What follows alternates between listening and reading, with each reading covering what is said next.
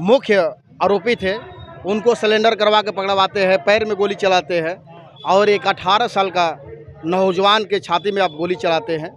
ये शासन और प्रशासन की सोची साजी समझी एकदम साजिश के तहत हमारा जोगी जी अपना इंजेक्शन सीबीआई वाला जैसे सटाए ना तो घस दे जाके जोगी जी से गले मिल लिए कि हाँ हम तो आप ही के हैं, हम आपके साथ रहेंगे। तो ये तमाम चीज़ें हैं।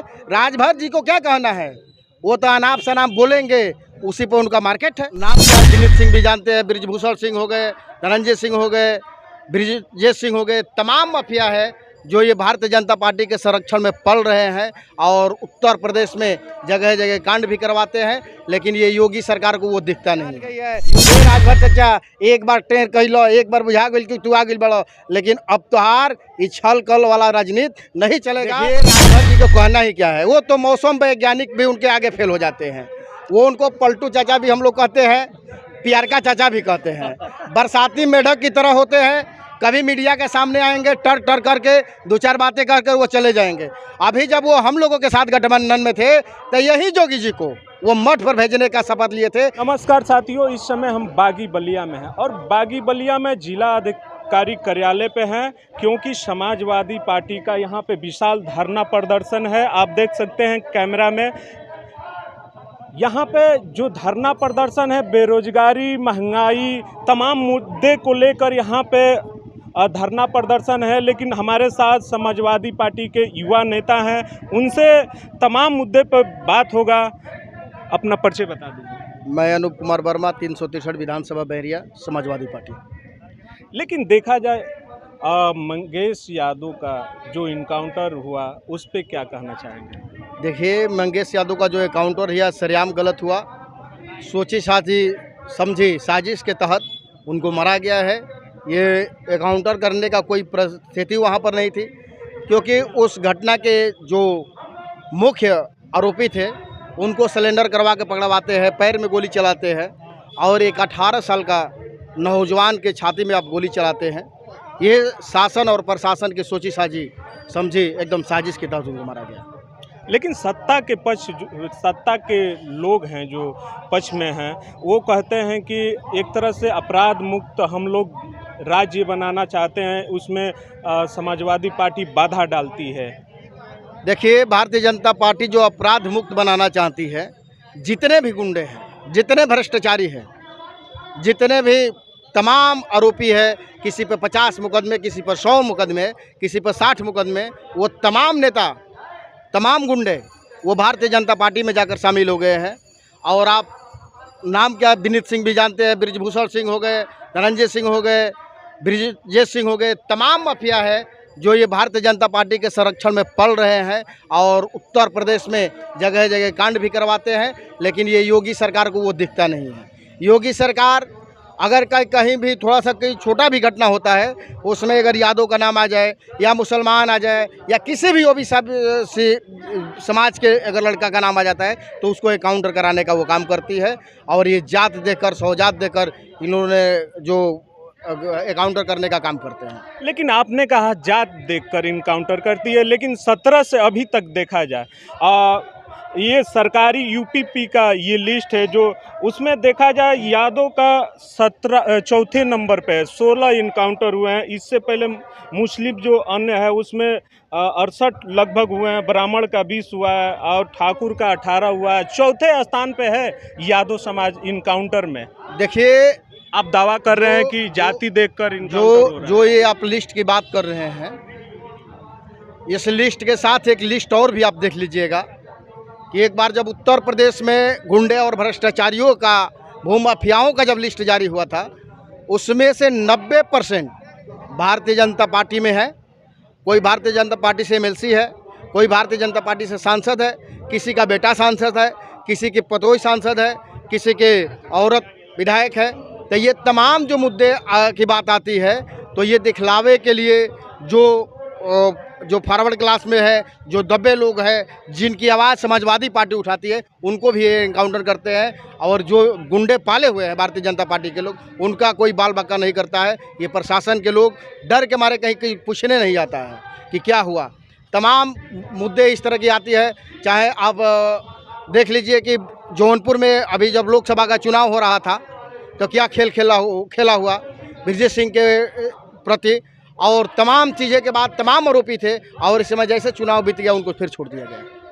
तो तमाम आरोपी जो पैसे के इनामी गुंडे हैं, चाहे ब्रजेश सिंह हो चाहे विनीत सिंह हो, तमाम तो भारतीय जनता पार्टी में है। उनको एक काउंटर काहे नहीं करती, उनकी काहे नहीं अवैध निर्माण दिखता उनको?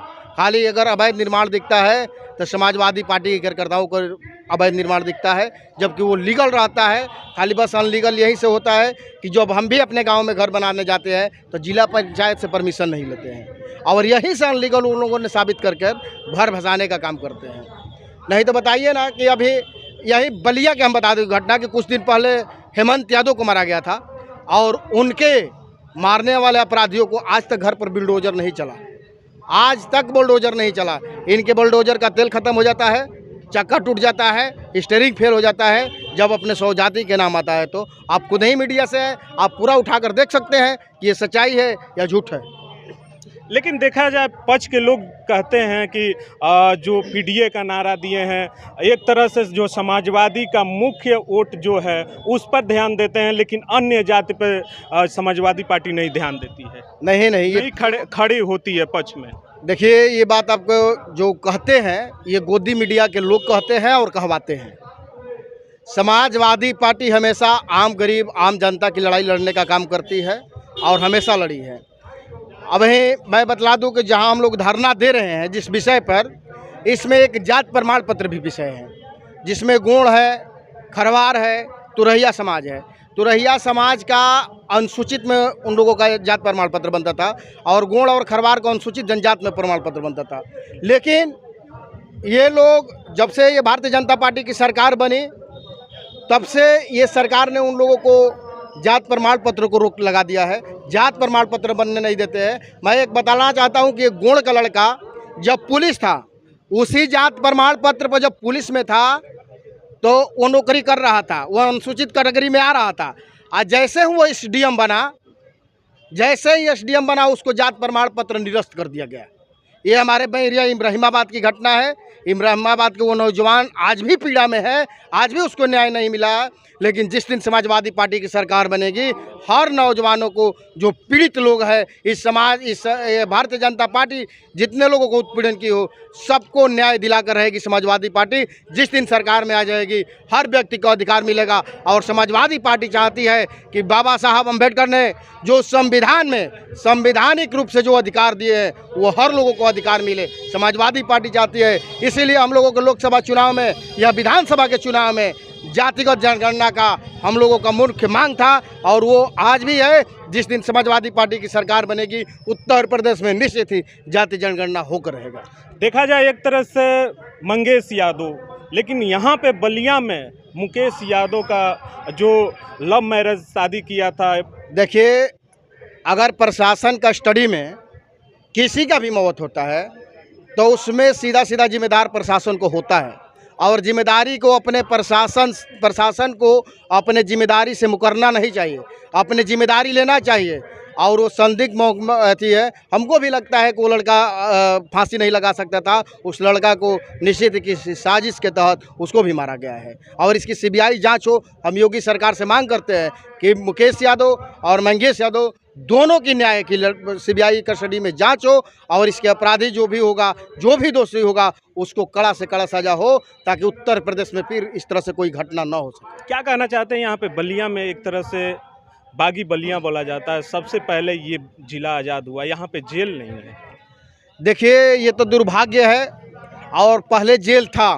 ये भी आपको पता कर लीजिएगा कि जब से ये भारतीय जनता पार्टी की सरकार बनी है तब से बलिया का जेल खत्म हुआ है। इससे पहले बलिया का जेल था, और ये भारतीय जनता पार्टी न बलिया के जेल बनवा सकती है, न मेडिकल कॉलेज बनवा सकती है। जहां आम गरीबों की फ़ायदा है उसके लिए काम नहीं करती है।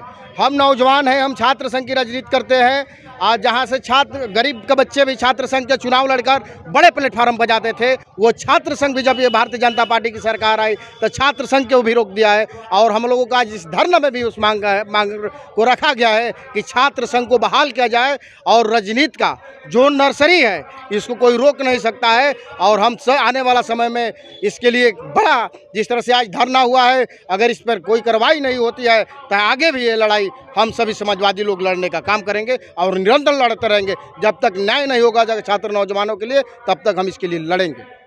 लेकिन एक तरह से ओम प्रकाश राजभर का कैबिनेट मंत्री हैं, उनका बयान आता है कि एक तरह से आधार कार्ड देकर इनकाउंटर नहीं किया जाएगा। देखिए, राजभर जी को कहना ही क्या है, वो तो मौसम वैज्ञानिक भी उनके आगे फेल हो जाते हैं।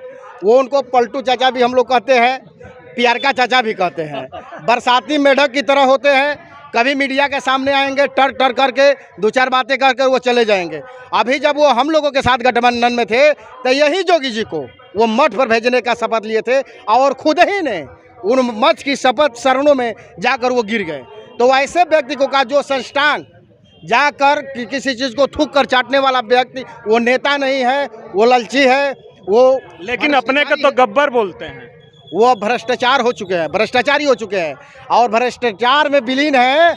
और जब उन पर जांच एजेंसी चढ़ने का जब मौका आया और जब जांच एजेंसी जोगी जी अपना इंजेक्शन सीबीआई वाला जैसे सटाए ना, तो घस दे जाके जोगी जी से गले मिल लिए कि हाँ हम तो आप ही के हैं, हम आपके साथ रहेंगे। तो ये तमाम चीज़ें हैं। राजभर जी को क्या कहना है, वो तो अनाप शनाप बोलेंगे, उसी पर उनका मार्केट है। जिस दिन वो मुद्दा की बात करने लगे, अब उनका कहाँ गया जाति जनगणना, उनका मुद्दा कहाँ गया? गरीबों की जो तमाम चीज़ें थी, जो गरीबों की मांग, हक अधिकार की लड़ाई, उनकी कहाँ गया?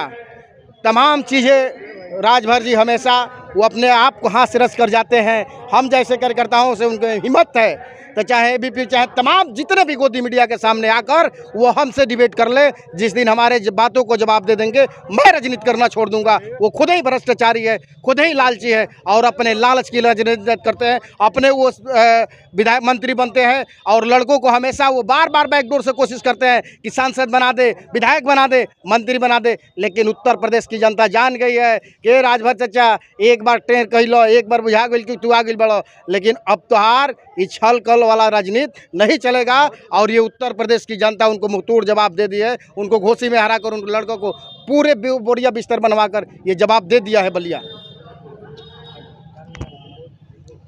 आप क्या सोचते हैं इस वीडियो के बारे में, हमें कमेंट कर जरूर बताएं। धन्यवाद।